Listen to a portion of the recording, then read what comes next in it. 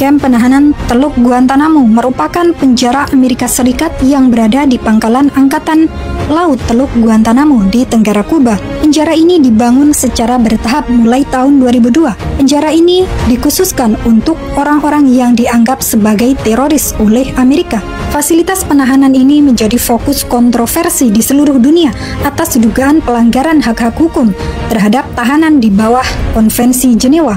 Selain itu, penjara ini mendapat tuduhan penyiksaan atau perlakuan sewenang-wenang terhadap tahanan oleh otoritas Amerika Serikat. Tak hanya terisolasi, para napi di penahanan ini juga mengalami berbagai kekerasan fisik yang terkadang tidak lagi manusiawi. Guantanamo disebut-sebut sebagai penjara hidup paling kejam di dunia. Penjara ini sengaja dibangun di tempat yang tidak terjangkau oleh semua orang.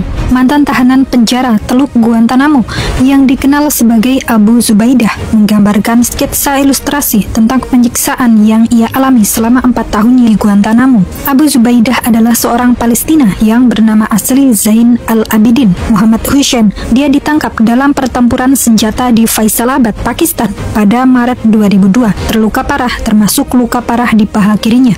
Berikut ini 7 metode penyiksaan Guantanamo. Yang pertama, papan air. Ini tahanan diikat di atas papan dan ditutup kain atau handuk di seluruh wajah.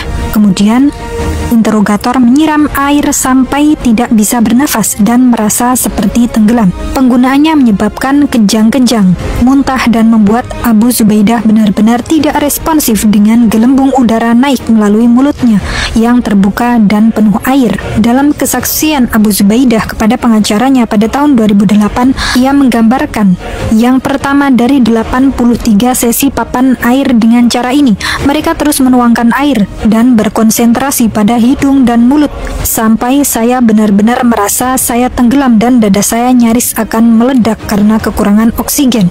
Yang kedua, posisi stres. Dalam ilustrasinya, Abu Zubaidah menunjukkan dirinya telanjang dan dibelenggu di pergelangan tangan ke sebuah jeruji besi di atas kepalanya dan dipaksa untuk berjinjit. Dalam kesaksian seperti yang dilaporkan oleh pengacaranya, ia masih belum pulih dari luka besar di pahanya dan dia mencoba untuk menyeimbangkan beratnya di kaki lainnya. Berjam-jam berlalu ketika saya berdiri di posisi itu. Tangan saya diikat kencang ke jeruji paling atas. Beberapa penjaga, katanya, memperhatikan warna tangannya dan memindahkannya ke kursi. Interogasi dilanjutkan dalam keadaan vertigo, dingin, lapar, sedikit tidur, dan muntah hebat.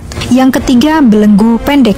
Abu Zubaidah yang tidak memiliki pelatihan seni formal menggambar diri dengan tutup kepala dan dibelenggu dalam posisi mengkerut seperti janin dalam rahim dan ditambatkan dengan rantai ke sel-sel untuk membatasi gerakannya.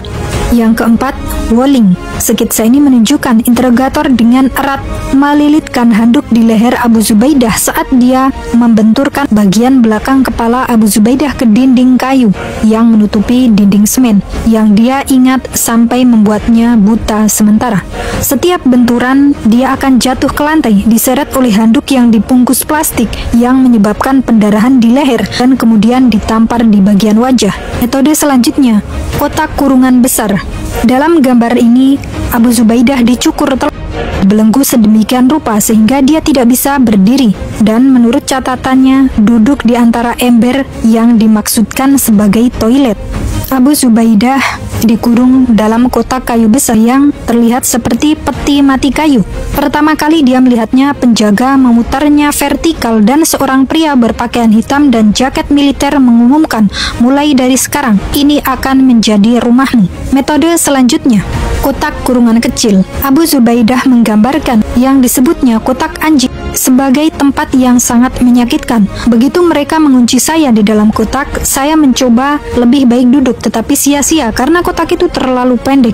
Saya mencoba untuk mengambil posisi melengkung, tetapi sia-sia karena itu terlalu kecil. Abu Zubaidah bergerak dan terbelenggu dalam posisi meringkuk seperti janin selama berjam-jam sampai mengalami kontraksi otot. Rasa sakit yang sangat kuat membuat saya menjerit tanpa sadar. Metode selanjutnya, pencegahan tidur. Abu Zubaidah menceritakan bahwa ia dilarang tidur selama 2 atau 3 minggu atau bahkan lebih. Rasanya seperti selamanya. Sampai-sampai saya menemukan diri saya tertidur meski air dilemparkan ke arah saya oleh penjaga.